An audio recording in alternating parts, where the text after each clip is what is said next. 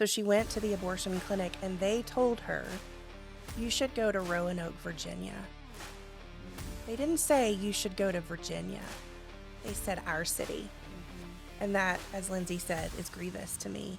I never wanted my city to be known as the place that you should go where it's easy to get an abortion.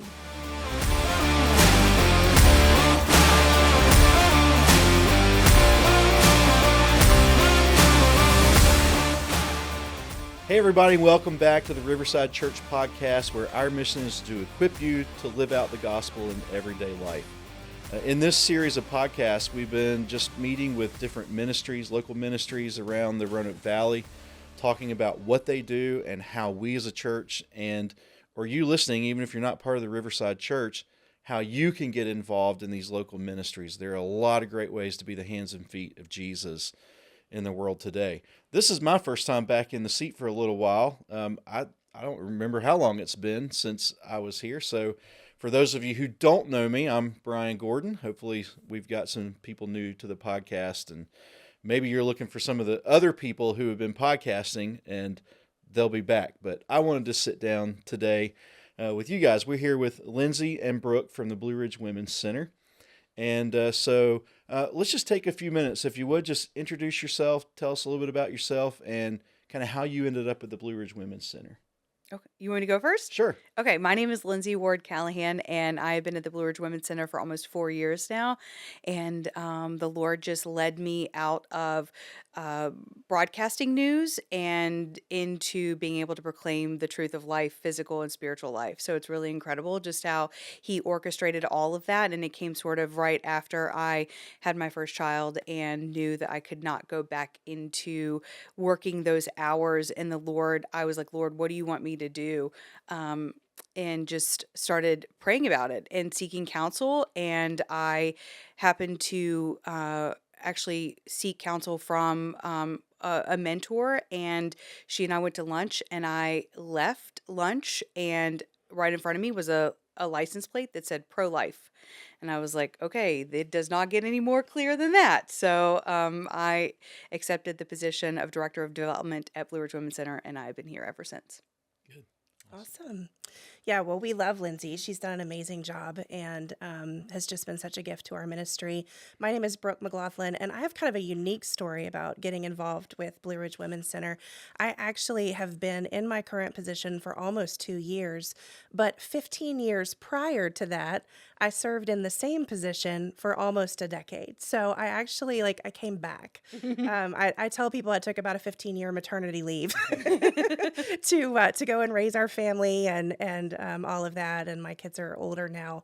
And so when the Lord called me back in, and actually Lindsey was very instrumental in that, before I even had it on my radar that I would want to come back into the ministry, or that it could be the season for me to come back into the ministry, Lindsey reached out to me, cold called me and said, hey, I knew who she was because of her previous, her broadcasting career, and I knew she worked at the center, but I didn't know her personally yet. And so she said, hey, I just really want to have some time with you and pick your brain. And so we had lunch, and that really started opening the doors for the Lord to begin the process of confirming to me that it was time to come back. And it's been so great. I loved it when I did it the first time. Super passionate about life, super passionate about the gospel. And what we do is this great mixture of both, and it's so fun and so good, but I love it more now than I did then. So I'm very happy. Patient services director is what I do. So everything that has anything to do with our patients, both from a consultation perspective and a medical perspective, I kind of am the person that works to make sure that those two things are working together the way that they should. I think it was the combination of the Holy Spirit, chips, and salsa. It was. That really just brought it all together. She's like, this is what we're supposed to do. Yep. Yeah. Well, at Riverside, we are unapologetically pro-life. Yeah. We believe that God knits us together in the mother's womb, and life is precious from the moment of conception until we get to heaven. Yeah. Mm-hmm. But we also believe that as Christians, we're not just called to tell people the truth, we're to help them live out the truth. Yeah. And so what you guys do is one way that churches can help people to live out the gospel, whether it's by volunteering or whether it's as a resource to send people to who find themselves in a crisis situation. And so maybe for those who are watching who we say Blue Ridge Women's Center and you have no idea what we're talking about, although clearly we're talking about life, tell us a little bit about what the Blue Ridge Women's Center is and what you do. Do you want to answer that? Sure, and fill in the gaps Okay. however you might want to. So we're a nonprofit Christian ministry that has been serving in this area for 40 years, a little over 40 years now. God willing, we'll serve another 40 years. But our mission is to reach women and men who are abortion-minded and help them understand the truth of what abortion is, how it impacts them physically, emotionally, spiritually. And we do that with a gospel bent. Our founding mothers, who were the group of women who dreamed up, who God gave this dream to 40 some years ago, looked at different models of ministry to women. At that time, the abortion issue had gotten, really heated, and they wanted a response to it. And they discarded other models that did not have a Christian focus, that did not have a gospel-centered focus. And so our ministry has been intentionally gospel-focused from the very beginning. And so our desire is to make a difference in the abortion issue in Roanoke and its surrounding areas. It's really interesting because you can approach this from a scientific perspective, a humanitarian perspective, or a biblical perspective. And that's really what they had, was a biblical perspective, and dismissed, like she said, some of the other models that omitted all of that. But our supporters, our ministry really is, we stand on the truth of God's word. And that is the approach that we have taken. And most everyone who supports the Blue Ridge Women's Center has a biblical understanding of life. Good. That's awesome. So what are some of the most common needs that people who come to the Blue Ridge Women's Center? I know a lot of people that come are abortion-minded. Some maybe just find themselves pregnant and don't know what to do. But what are the most common needs you see when people come through the doors? So I think there's different ways that we can categorize that. Almost every woman and man, we do have a men's ministry as well, and are grateful for the opportunities when we get to pull in the dad and talk to him. And, we know he's a major influencer in her decision, so that's a great thing that we can do for him. But every woman that we serve has really 3 different sets of needs. Every single one of them has a spiritual need of some kind. She either needs to know Jesus, or she knows him or has walked away, or is simply just not living out what she knows to be true, and that's what has gotten her in our door. So they have a spiritual need. They have a physical need. Some of them need resources, like practical resources like diapers and wipes and formula and car seats and clothing and things like that, to help support her in her decision to give life to her child. And that is one way that we can come alongside them as well, to provide some of those material resources. We do that through a series of classes. We have both online and in-person classes that are designed to engage her and get her thinking about, parenting and lots of communication between herself and her partner, all kinds of things that she needs in order to be a successful parent. And so she participates in that, takes classes, and earns the things that she needs for her baby.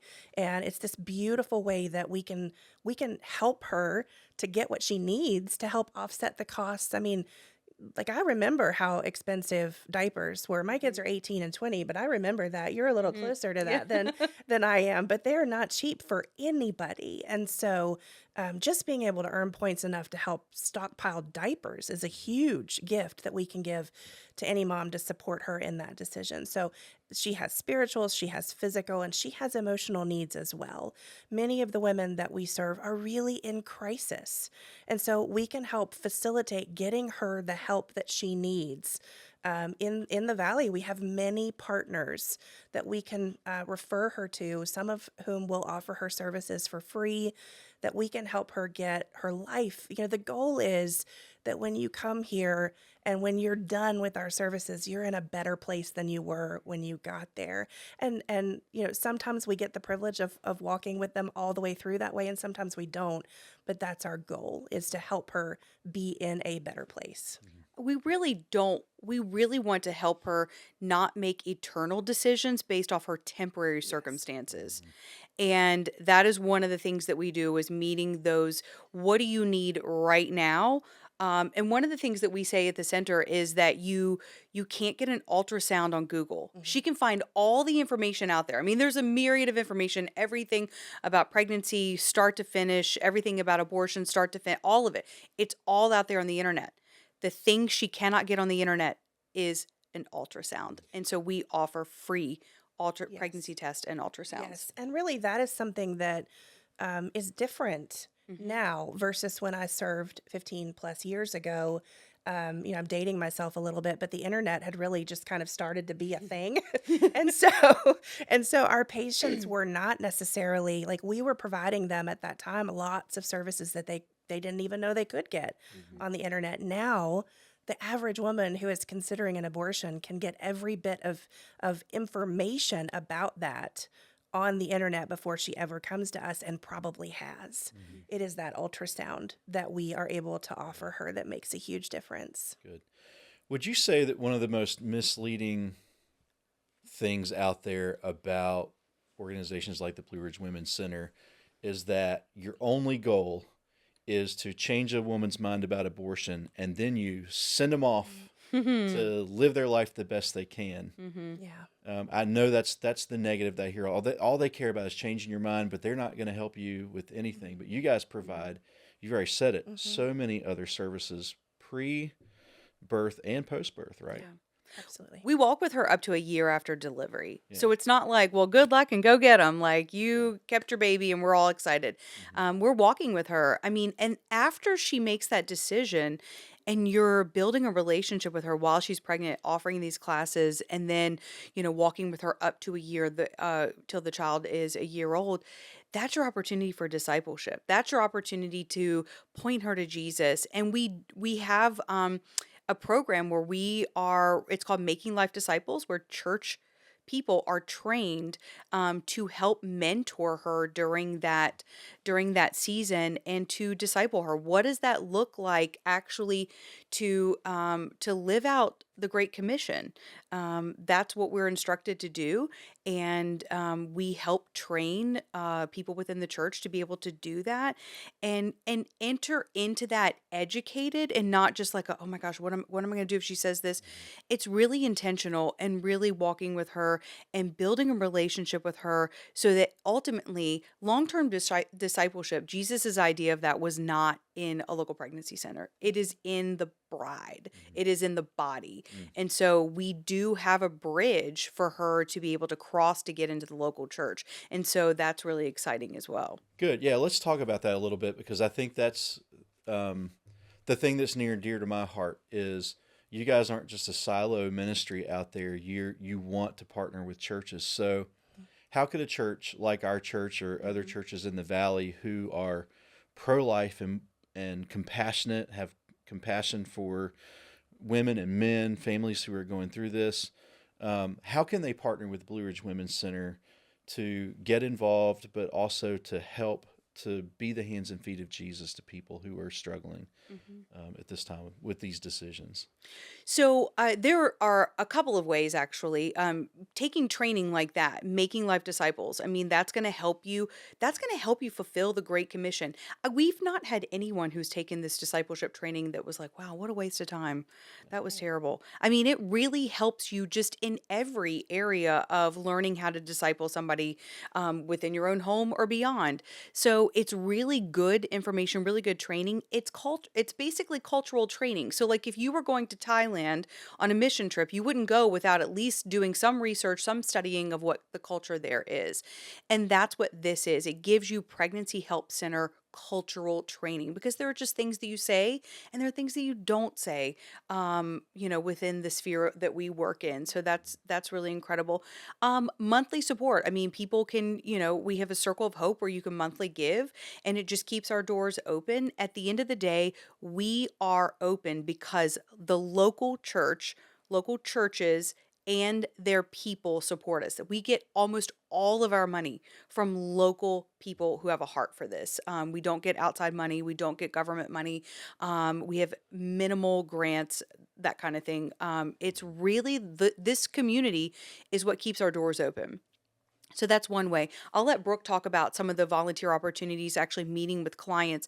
But I mean, you can make meals at home. You can make frozen meals at home, bring them in. We have we have a freezer downstairs that this goes to women. So you don't have to be in the building. You can actually serve from your own house with your family and bring it in and offer that, and it ends up to a mom who needs it. Yeah, it's been a great ministry. We had a full freezer Mm-hmm. when we moved into our new building, and now we are actually almost at Down. empty in our freezer. So if you have a Sunday school class or a home group or whatever that wants to have a freezer meal night, together, they just make a bunch of meals, and then they can reach out to Allison at the support center at Blue Ridge Women's Center, and or anybody will get you there.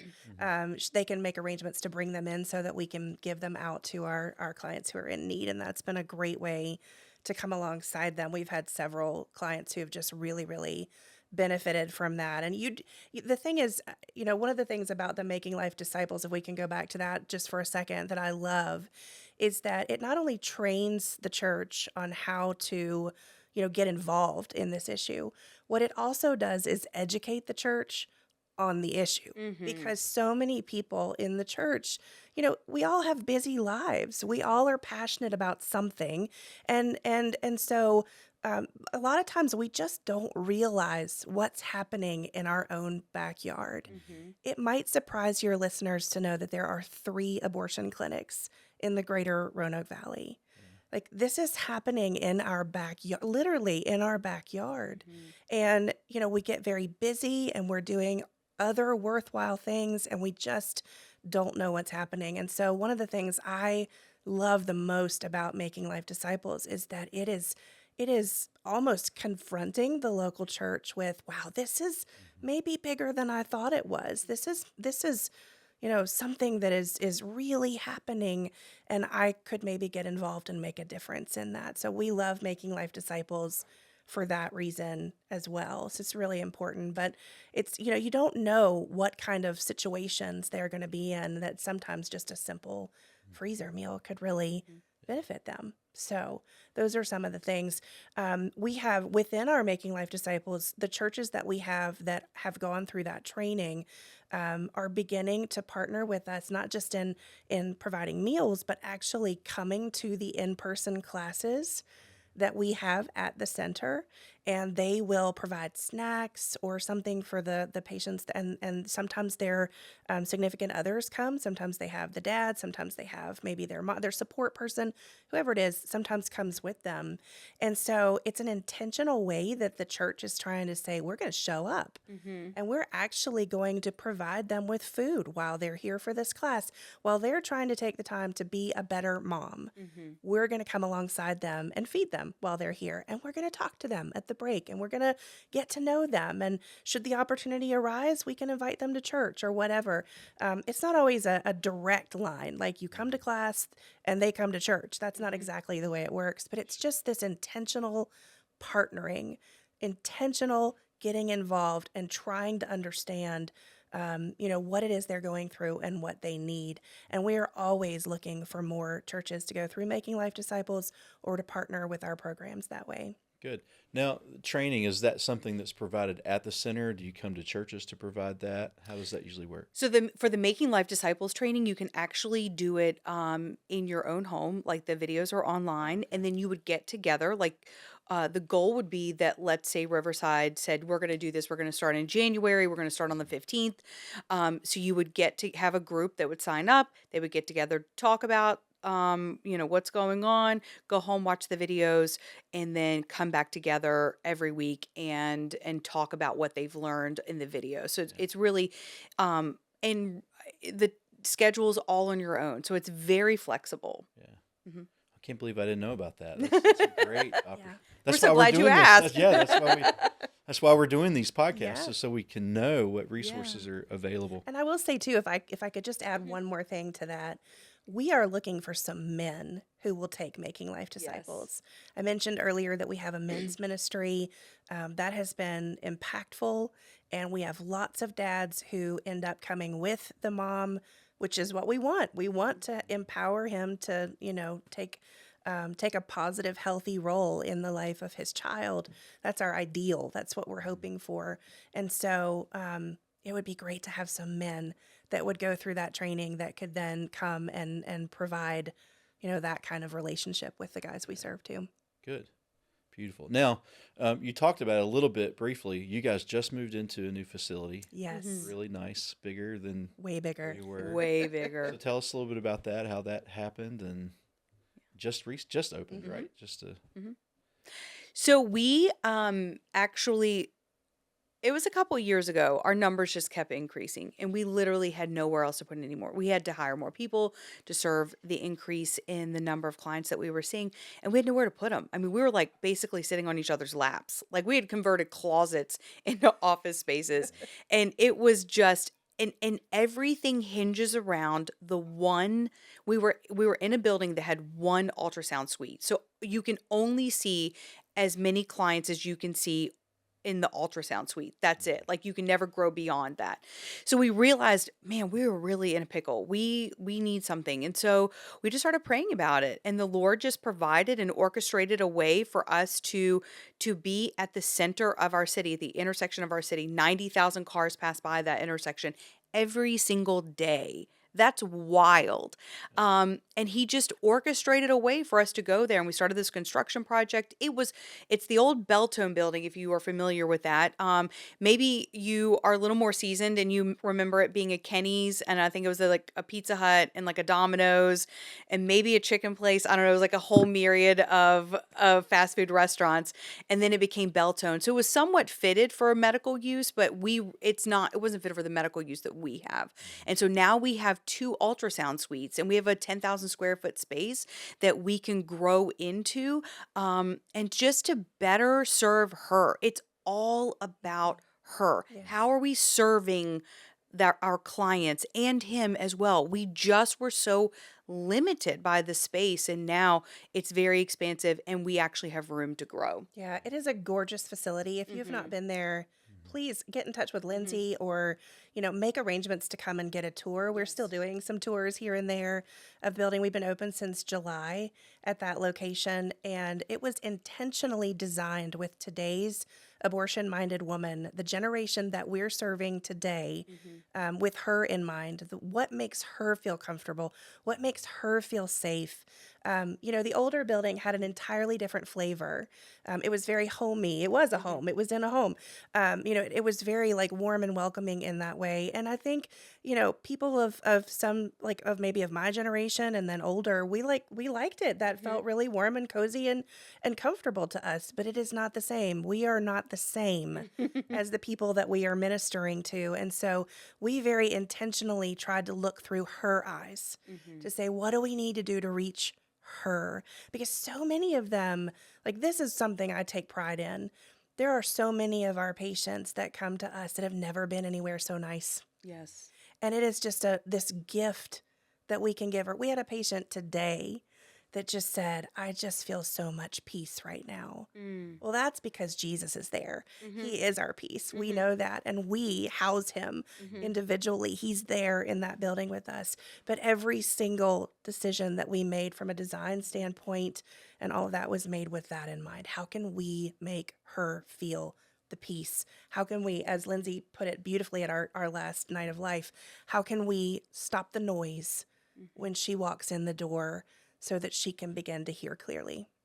It's really incredible when you walk in our lobby. Our lobby's kind of the showstopper. Like that's her first impression. And we want her to feel loved from the top of the ceiling down to the floor. And it is a beautiful space. And oftentimes these women have either come from an abortion clinic or could potentially go to an abortion clinic. And if you do a quick Google search, you'll see some pictures from inside our local abortion clinics. It's disgusting. And we want her to be able to feel loved, even from a visual perspective. We love her with the love that we have from Christ, but also we want her to feel special again when she walks in. Good. And that's the point of all this, isn't it? We're compelled by love, for our love for people, for our love for women, for our love for babies. So let's segue to that. Let's talk a little bit about abortion, because I think I was having a conversation about this with a friend the other day. I don't think the pro-life movement has done a very good job in this cultural war that we're in. We've allowed the pro-abortion lobby to frame the conversation in the wrong way, because you don't hear we're pro-abortion, you hear we're for reproductive freedom, reproductive rights. So let's talk about that. Let's talk about why, as Christians, should we be or must we be compelled to value life? Well, I think the obvious starting point is that God says so. Scripture does not, if you read the entire Bible, the word abortion is not in the Bible. And I've actually had people say that to me before as an argument that we really shouldn't care about it, or it's not a big deal, or whatever. Well, the Bible doesn't speak to abortion. It absolutely does. There are many issues in the Bible that the word we use for it today, if you look for it, you're not going to find it, but that doesn't mean that God doesn't speak to it. And so inside of God's word, you will find a firm commitment to the sanctity of life for those who are made in the image of God. And every single one of us is made in the image of God. So I think number one, before we talk about anything else, is that God says so. We care about it because God cares about it. And abortion is a direct attack on the image of God. It is a direct attack on what he said is very good. The only thing he said was very good. And so we have to, as a body, care about what God cares about. If we were just talking about this earlier today in a different context, but it reminds me of it now. During the Holocaust, you hear stories about churches that were having worship, and when the trains would go by with human beings on them that were screaming for help, the church would just sing louder. Yeah. Let that not be said of us. Let that not be said of today's church on this Holocaust that we're seeing in our day and time, that we just turn the music up and we just try to worship God louder without recognizing that people are dying in our backyard. I think if we could awaken just the church to this issue, we can make a dent in it. I think I go to John 10:10. The enemy comes only to steal, kill, and destroy. Those are the only things that the enemy can do, is to steal, kill, and destroy. Jesus comes that I may have life and have it abundantly, and that you have it to the full. And it's like, if we could just get the church to see the actual truth of abortion, it is death, it is robbery, it is murder, it is stealing, it is robbing us of an entire generation. It is robbing women of what we are called to do, to carry life, like this gift that we have been given to carry life. And we see it, as Brooke was saying, all throughout the Bible. You see these just people throughout the Bible where they're just offering their children as sacrifices to these little g gods. That is what abortion is. And if we could just get people to see that. And the thing about the abortion industry is that, like you said, they tweak it, okay? It's like in the scripture, it says that the enemy will masquerade himself as an angel of light. So he masquerades himself as hope. And these women think that abortion is their hope. And so they go and they offer their children as sacrifices to this God. And they're like, that's it. That's my hope. Like, this is where I'm placing my hope.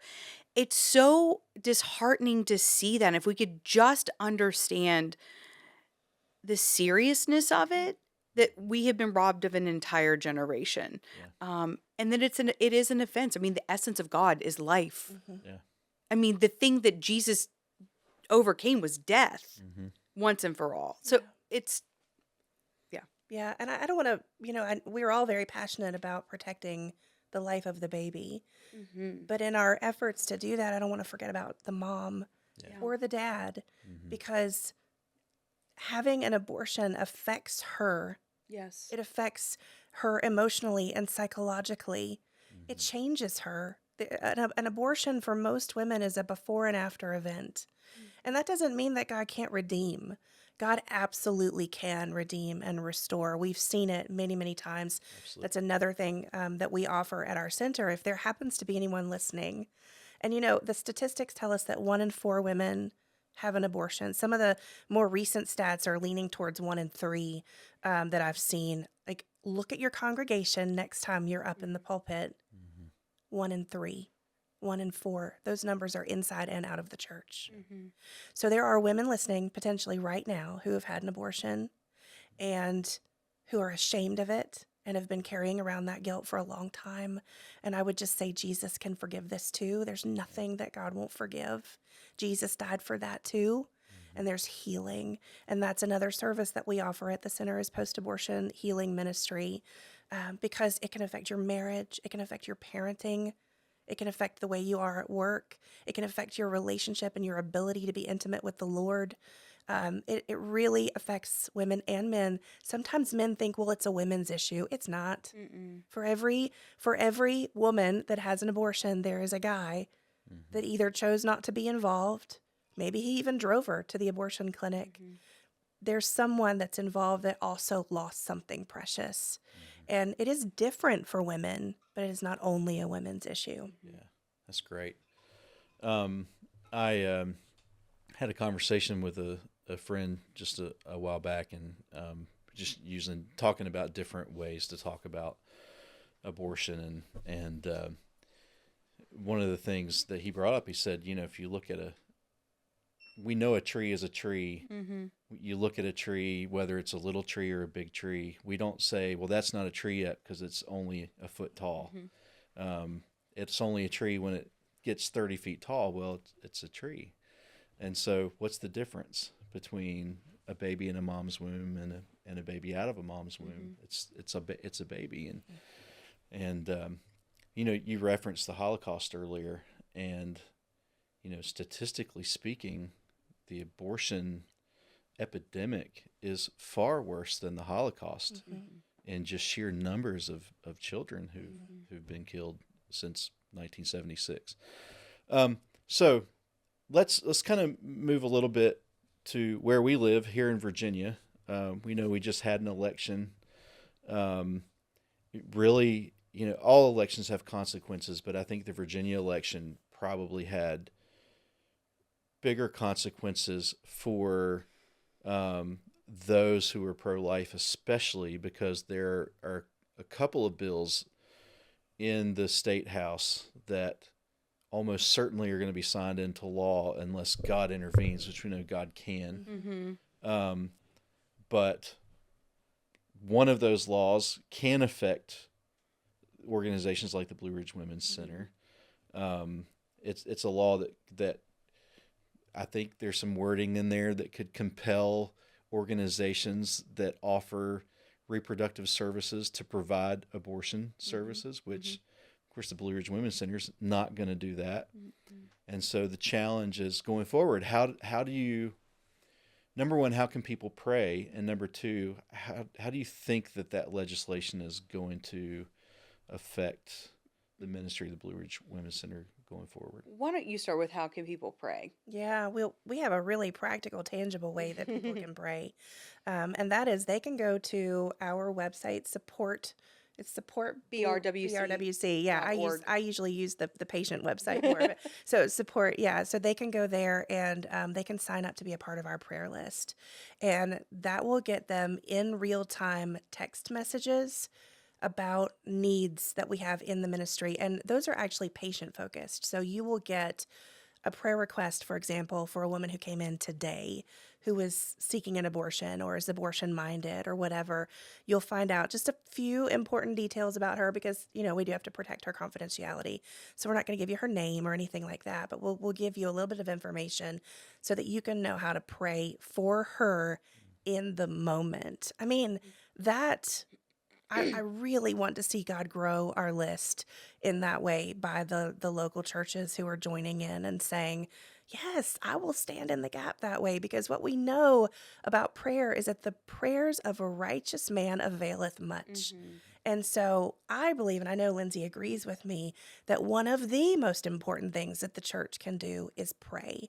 And so we believe that prayer can stem the tide of evil. We believe that prayer can change a man's heart, a woman's heart. We believe all of that. So we want to give the opportunity for people to join us in real time to pray. So step one, I think, would be go get signed up for that right now, and you will begin receiving those texts so that you can pray in real time right away. It's we're all really sad, Yeah. to be honest. I mean, we were really hopeful, and honestly, it felt like Virginia doubled down on, like, this is actually the direction that we want to go in, and it's been really hard, and we are looking constantly for hope. I know, like, at the center we talk about that. We're like, where is the hope in that? We're still very much processing that right now, honestly. So, there are things that we anticipate, just because we've watched pregnancy centers in New York and California and some of the other progressive states that they have gone through. And so we are gathering information right now to kind of figure out what's going on. But just so in case people don't know, there is this amendment, an amendment that would go into our state constitution that would protect her right to an abortion. And when you read the amendment, it feels very straightforward. Even to educated people, it feels very straightforward. When I read it the first time and just kind of did a pass through, I was like, okay, this is pretty straightforward. But then it's all the ambiguity in the amendment that it says a person. It doesn't even define a woman. It doesn't define an age. That a person has a right to an abortion. So that opens the door wide open for minors. It would take away that parental consent that minors have to have for an abortion in Virginia. That would take that away. So that opens up a whole can of worms of a woman being a victim. We know because we see it, that these young girls and women are oftentimes manipulated or pressured into having an abortion by their partner or their parents. That is illegal. And we are trained to look for that language, to look for the red flags and all of that. But we know that is the truth, that oftentimes it is actually not her decision. It is not her decision, and she's being there. She is there against her will, and she feels that this is the only thing that she can do because there is that external pressure. So that the amendment opens up a can of worms for that. It also takes away right now for a late term abortion in Virginia, you have to have 3 doctors to sign off on that. That would bring it down to one doctor could say, okay, you know what? I actually think that the well-being of the mother, and we're not talking about physical well-being of the mother, the mental health well-being of the mother is at stake. Yeah. That's like, I mean, we're talking about birthday abortions that this would open up for. So it's really sad because we see at the center women coming from these states to the South where they have tightened up their abortion laws. And Virginia has opened up the doors, and we are becoming really a dumping ground, which is grievous for us to watch. Yeah, just an example of that. Just in the last few weeks, we had a mom who came to us from Florida. And she was still fairly early in the pregnancy, but she was too far along for Florida's heartbeat bill. So she went to the abortion clinic and they told her, you should go to Roanoke, Virginia. They didn't say you should go to Virginia. They said our city. And that, as Lindsey said, is grievous to me. I never wanted my city to be known as the place that you should go where it's easy to get an abortion. But that's the reality of what's happening. And she drove all the way from Florida with the father of the baby, who, by the way, told her that if she didn't get an abortion, he would leave her in Virginia. That's that manipulation. But then afterward wanted to take her out for a steak dinner. This is the evil that we are dealing with. And it isn't just Florida. We're seeing patients from North Carolina. And we have tried to take steps to target some of those states where we know, because we're seeing it, that they are coming to us with things as simple as Google ads, because they're getting on their phone and they're saying abortion in Roanoke, and we want to try and help intersect and, provide the truth for her about what that decision will be like. Yeah. So describe one of the misleading things out there, I think, that you see from the abortion lobby is that you're not gonna feel guilty. It's an easy way out.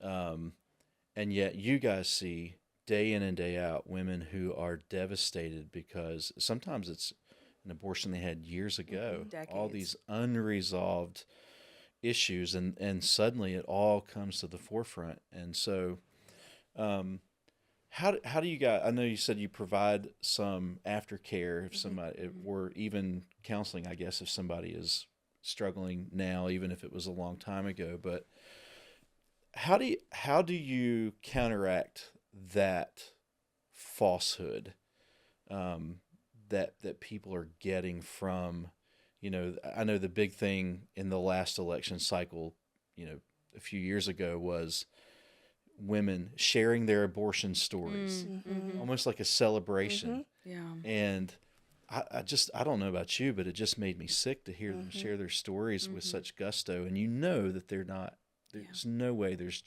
true joy in that, unless, I think the Bible talks about God giving people over to a depraved mind. I was thinking of the same thing. Yeah. I think that's the only way, I think, because, we all have this innate sense of right and wrong. And I know when my wife had a miscarriage, and it was devastating for us. And she wasn't even that far along, I think maybe 11 weeks, which I say not that far along. It was far enough along. We had the first sonogram, and the sonogram came back, and they said there's something wrong. We had no idea. Although my wife did, she had some inkling. But anyway, she had a miscarriage, and then we had our daughter. Then she had another miscarriage, and we had our son. And it was just so difficult to go through, and we didn't do anything wrong in that. It just it happens, but that opened my eyes to the devastation someone must feel in ending a life purposely. And I even heard, Donald Trump one time say that he was pro-abortion until one of his children was born, and when he saw the sonogram, it changed his mind about life. And I don't know exactly where he stands now, but I know, hearing him say that, I thought that's what everybody needs to see, and I think that's why sonograms are so important as well. Anyway, I'm rambling now, but so how do you combat that narrative that's out there that it's not a big deal, just do it?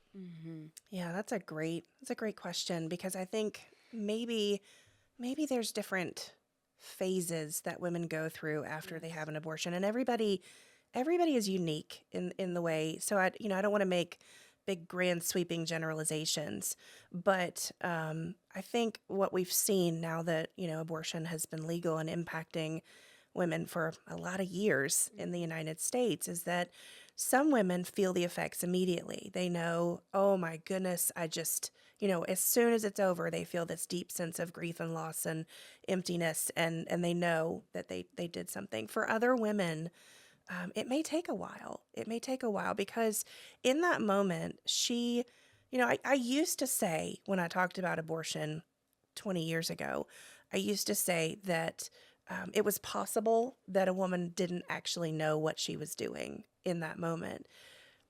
I still suppose it's maybe possible that a select group of women who have an abortion don't know what they're doing, but I think it's probably way fewer now than it used to be just because of what we have available to us. The science is clear. We can see there's pictures of babies in utero at the, touch of your fingers. And they, again, as we've already said, they can figure out what happens in an abortion if they want to. So it really, I think, there's a hardness that has happened over the years. We've talked about how the other side has used language that makes it seem like, well, who's not for reproductive rights, or that kind of thing. They make it sound like, well, you should be for that. If you're not for that, then shame on you. You don't care about women if you're not for that. And how dare you as a man have any opinion whatsoever on what happens to a woman's I've had body. that said to me personally. Yes, yes. So I think sometimes this hardness that has developed over time, women feel like they really have embraced the idea that it's their body, their choice, and they wear that like a suit of armor in many cases, and it's hard to get through it, and it takes time, and it takes oftentimes the Holy Spirit to move their life and weave their life to the point where they recognize, okay, I think I'm broken in this area. I think this thing is maybe what has caused me trouble in so many different areas of my life. So, yeah, again, every woman is different, but it really requires, the Holy Spirit to just open the eyes of the blind and take the blinders off, remove the scales from their eyes so they can see it in some cases. I think there's power in agreement. When you agree with it, even if you've never had one, if you agree, you are agreeing with the enemy. It's like, I go back to John 10:10 of like, you are coming to, like, that is so, like, it's like two lanes. There's death and there's life, right? And you're coming into an agreement with death, and that opens up a door for deception, for you to not see. And one of the things that I find so interesting is that sometimes we'll have women who are very abortion determined come to us, and they're determined. I'm going to get an abortion. And then she'll miscarry. And then you'll actually find that she grieves. And it's interesting to me. I'm like, you actually know the truth. You know the truth, because when the choice was not yours, and when it was taken from you and you miscarried, you were actually grieving that child that you were willing to make a decision for, to end the life. I think ultimately what you're seeing in a good portion of the choices to abort is a woman deciding between her life and the baby's life. Yes. And she's saying which is more important. It isn't that she doesn't recognize that it's a life. She does in most cases. She's just saying my life is more important. And she can't see another way. That's the other thing too. When you look at our stats, a lot of our women are women who already have other children, and they have a lot of mouths to feed. And it really becomes this I don't agree with abortion, but I feel like I have no other choice right now. And that's where it's really hard. And there's so much empathy, I think, from our staff in seeing her in that moment where she is in this amygdala hijack of she is just, I can't, I just can't. Yeah. I want you guys to share maybe in a moment a story, maybe a success story. I want to share a success story. Actually, it's probably 16 or 17 years ago. I've been pastor here for almost 20 years. 16 or 17 years ago, I had a young lady walk into my office who was abortion minded and wanted my permission, basically, just asking me as her pastor to tell her it was okay. Some drug issues going on, and she had a couple of kids, and just didn't see a way forward. The Dad didn't want to be part of the picture, and I think he was even going to pay for it. And I remember just sitting across from the office, and I feel so much compassion for her. I'm not angry with her. In fact, I kind of felt proud of her that she was at least willing to come talk about it and not Seriously. just do it. So brave. Yes. And so, I said to her in the conversation, I said, number one, I cannot give you permission to do something that God would not give you permission to do. But I always kept in my office some brochures for the Blue Ridge Women's Center. And so I handed her a brochure and I said, go to the Blue Ridge Women's Center. They can give you resources. They can give you help that you need. You know that we're going to be here for you. We're not going to leave you hanging out to dry if there's anything that we can do. So she went, got the sonogram, and totally changed her mind. Oh, praise God. Had the baby. Mm-hmm. Sorry. She's had a couple of kids since then. And I just think, the easy thing for me to do would have been, it's okay. Yeah. Mm-hmm. We're going to walk with you through it. It's okay. Just go do it. And challenged her to do the hard thing. And God always honors us when we do the right thing, even if it's hard. Mm-hmm. And that's how I feel right now with where we are in Virginia. I think churches have to choose to do the hard thing, Yes. even though it's not popular. I think we're going to see more animosity toward churches that take a stance Mm-hmm. for life issues. But what I also think is when I look at Scripture, Jesus always told us that it's not going to be easy. Mm-hmm. And the church always seems to grow in the places where there's the most animosity or adversity. Yes. And so I think we need to not be afraid to talk about the truth, but we also need to be willing to put ourselves out there and put our money where our mouth is. Like, I'm challenging our church. If we're gonna promote these ministries, then we've got to put our money where our mouth is. We've got to put our feet where our faith is, and we've got to do something about it, not just either not talk about it or not just talk about it, but say, we're evangelical Methodist, and so we get our roots from John Wesley, and John Wesley said back in the 1700s, there's no holiness without social holiness. We can be as holy as we want to be, but if we're not putting feet to our holiness and living it out day to day, then what good are we in the world? And so that's why I think organizations like yours are so good. So share maybe a success story or two that you guys have seen over the years. Yeah, I think of one pretty immediately that is fairly recent, actually. It was a young woman who had come to us. She's married, actually, but she had come to us for her first or second pregnancy. I think maybe her second pregnancy. Her second pregnancy is that baby is still a baby, and so she's in our parenting program that we just described to you. She's taking classes. She's earning what she needs for the baby that she has, and she has one older child as well. I think one or two older children. And so we actually, intersect with her through our baby store on a regular basis.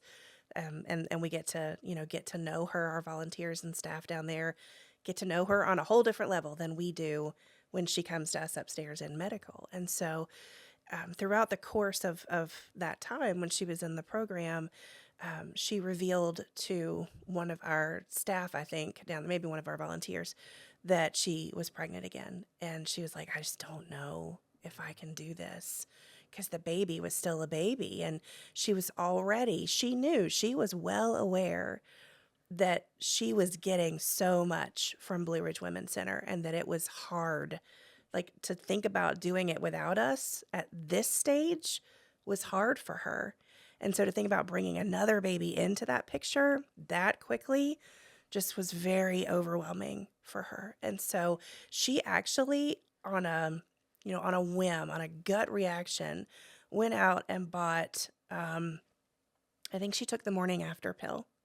And so she thought, I'm just gonna nip it and hopefully that'll take care of it. Well, after some time had passed, she's like, I think I'm still pregnant. I don't think it worked. And so she came to us. She came then and made an appointment again with us in our medical clinic. And we were able to confirm that she was, in fact, pregnant. So the morning after pill had not worked. It's a timing issue. So sometimes it works and sometimes it doesn't, but it had not worked. And she was, in fact, pregnant. And while she was there for her medical appointment, which includes, a pregnancy test, an ultrasound, an options consultation where we walk her through, these are the 3 options that you have. These are the risks and the benefits of each. We really do get very honest with her about what abortion is and how it can impact her on, physically, emotionally, and spiritually. So we went through that whole thing with her. And while her pregnancy test was running, it takes about 5 minutes to get the results of the pregnancy test, her advocate was able to share the gospel with her. And she looked at her advocate and said, "It's really that easy?" And her advocate was like, "Yeah, it is." And so, I'm not going to tell you she gave her life to Jesus on the spot. She didn't. She came back for a follow-up ultrasound and had another one, and she chose life for that baby. And we're so grateful. And you know what? She saw a different advocate when she came back the second time, and that advocate presented the gospel to her again.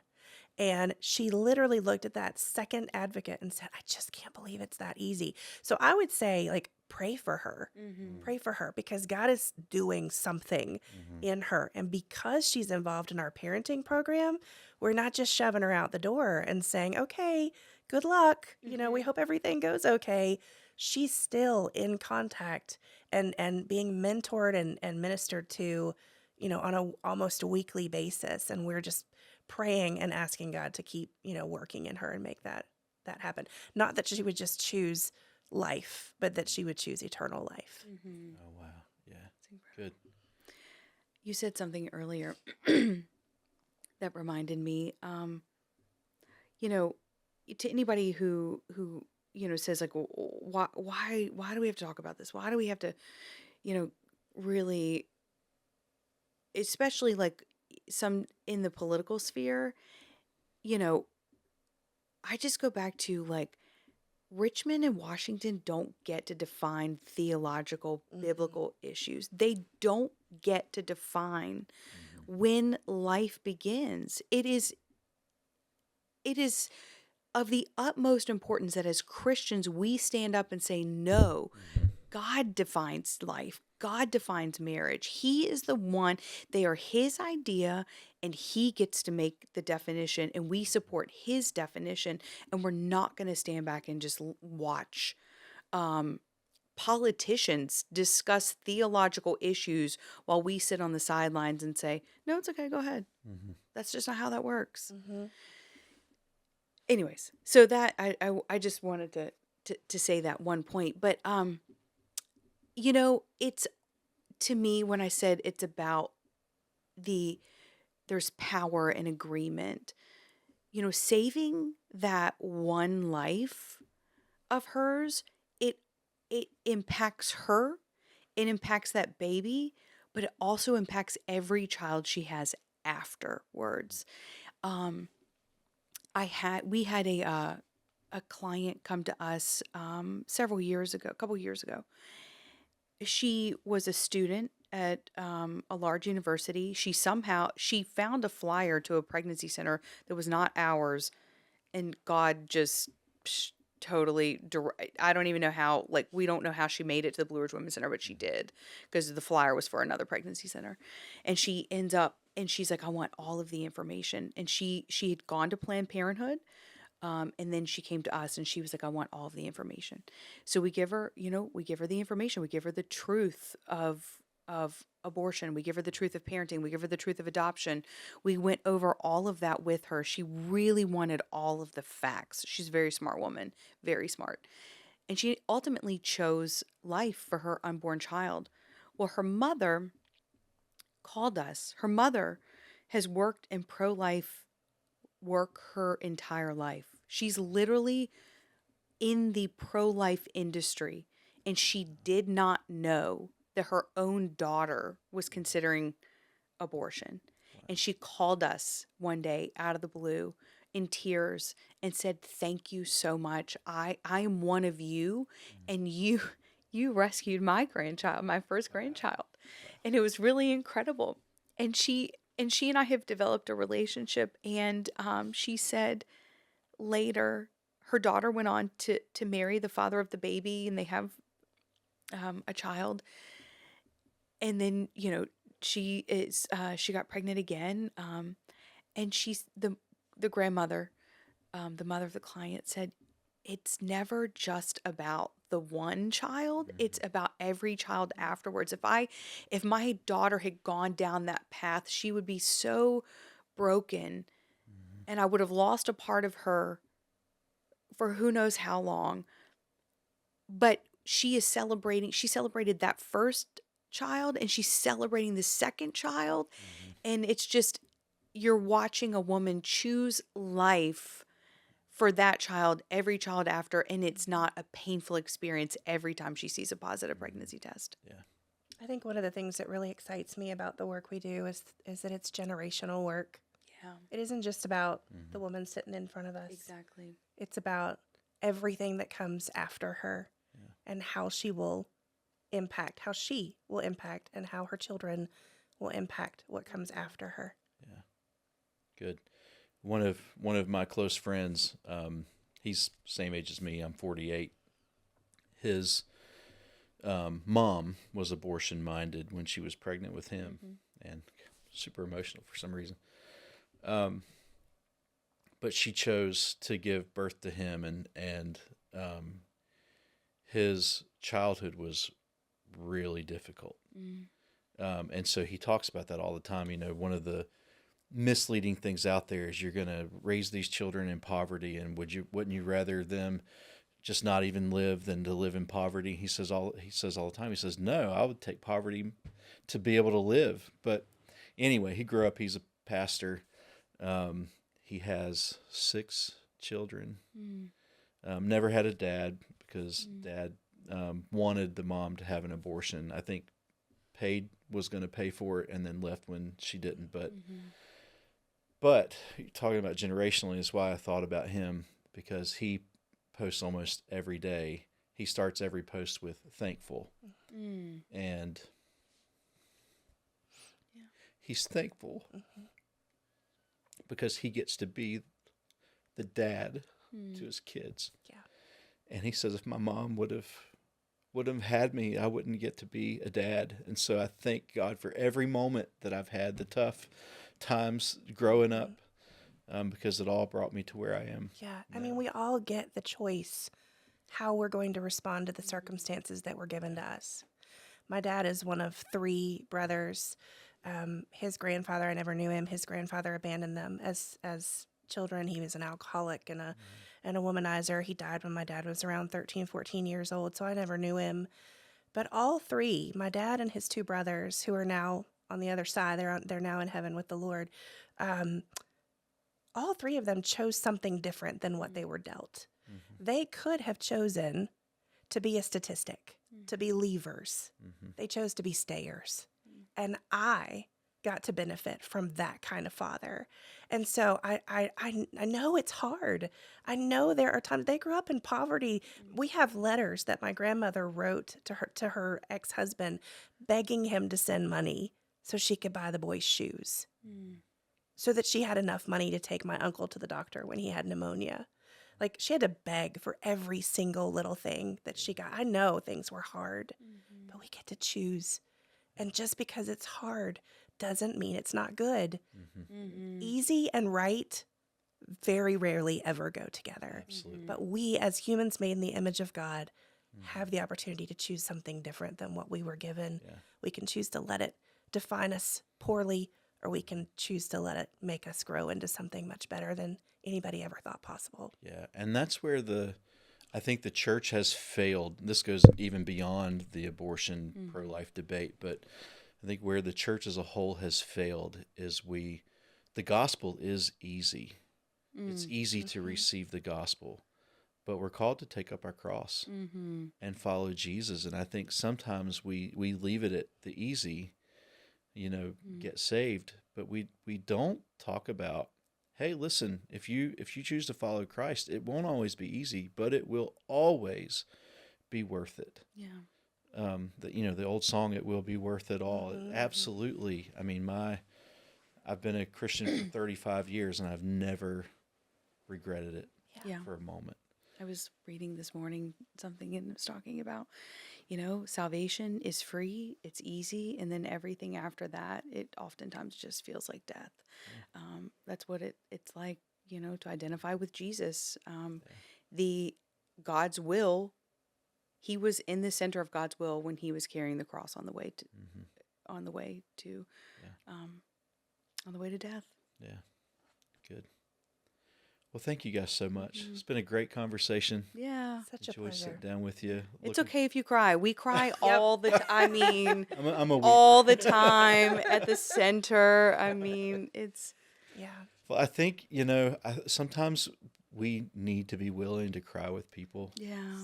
And cry for people. Yeah. And feel what people are feeling. We need more compassion. Well, is there anything that you guys want to share? Any thing you want anybody watching this podcast to know? Ways they can get involved? Things we haven't talked about? Feel free to share that in ways they can give. If you go to our we have 2 different websites. Okay, so like you will see we have patient facing, the people in the community that we serve with our services, and then supporters. So supportbrwc.org is our support site, but we also have social media handles that are support BRWC. You will also see Blue Ridge Women Center, but that's for the clients, the patients. But supportbrwc.org, and you can click give. There's a list there to get involved. You will see our events. We have a walk in the spring. That's a very easy thing for families, all families to get involved. A lot of people are like, how can I get my kids involved? The walk is the best way to do so. We have a fall banquet. We have baby bottle campaigns, like Sanctity of Human Life Month is coming up in January, so we're gearing up for that. And there are plenty of ways to get, like I said, monthly support. But I just want to end with this. For me, we believe pregnancies may be unplanned, but people are not unplanned. That's good. Yeah, absolutely. I want to remind everybody to go to support BRWC and get involved in our prayer ministry. I think for me, that's the one thing I really want to see God build, because we need the support of our people. We are walking into a season coming up where things are a bit uncertain. We don't know how what's going to happen, or how what happened politically is going to affect us yet. As Lindsey said, we're still kind of trying to absorb that and getting our mind wrapped around what that could look like and how it might impact us. So we need the support of God's people, both financially and in prayer. And the women that we serve, they need you too. So pray for them, pray for us, get involved that way, reach out through the website, find out what volunteer opportunities are available right now, and we can get you plugged in. Good. Can I say one more thing? Sure. If you are like listening to this and you're uncertain of where you stand, lean into that. Like that I would say that to a lot of Christians, like, but I don't know. Like, lean in, read the word, explore that, admit that you are uncertain of where you stand on this issue. Ask the Lord to help you. Don't just stay there in this, like, I don't know. Bring those questions to the Lord and look to his word. Yeah, and don't be afraid to ask. Yeah. We do on Wednesday nights. We do what we call Ask the Pastor here, and it's literally an open forum. Ask me any question. You're brave. I think I'll come. It is. Yeah, we're not having it tonight of all nights. We had to cancel tonight, but it is my favorite service of the week because people ask whatever question that they have on their mind. Yeah. And sometimes it's a challenge to pastor night, it really is. But we try to foster that here, where Praise God. it's okay to ask questions. It's okay to say, I don't understand that. I don't know, because we can't find answers if we don't ask questions. So I'm glad you said that. We always do here. I don't know for how many years, but at least as long as I've been pastor here, and I think going back, we do the baby bottle campaign every year, and we usually start on Mother's Day and we go through Father's Day. It's just been a traditional thing for us. Awesome. And so, well, I appreciate you guys taking time out of your day, and excited about it's weird to say that, but I'm excited to see how God's going to move even in this season. Yes. I almost feel like maybe sometimes, I don't know that, well, maybe I can say this with confidence. The Romans says that whoever's in authority was put there by God. Yeah. Yes. And Yes. so even in this season, maybe God's orchestrating this to wake the church up, to be the church. We have prayed that so many times, So that many exact thing. We're seeing it in California. Yeah. I mean, there are thousands of people in the ocean being baptized in these huge baptism crusades events, and it, and I'm like, Lord, do it here. Yeah. Do it here. And there's a movement, especially it seems like young men. Young men are coming, I agree. at least coming asking questions that they haven't asked in a long time. Praise God. And so I'm excited about that, excited what God's going to do. Well, thanks for joining us on today's episode of the Riverside Church Podcast. Stay tuned. Be sure to like and subscribe, and share this podcast as well, and come back next week. I don't know who they'll be interviewing, but I'm sure it's going to be somebody else. But anyway, thanks again. Appreciate you guys and all that you do. And obviously, see you next time.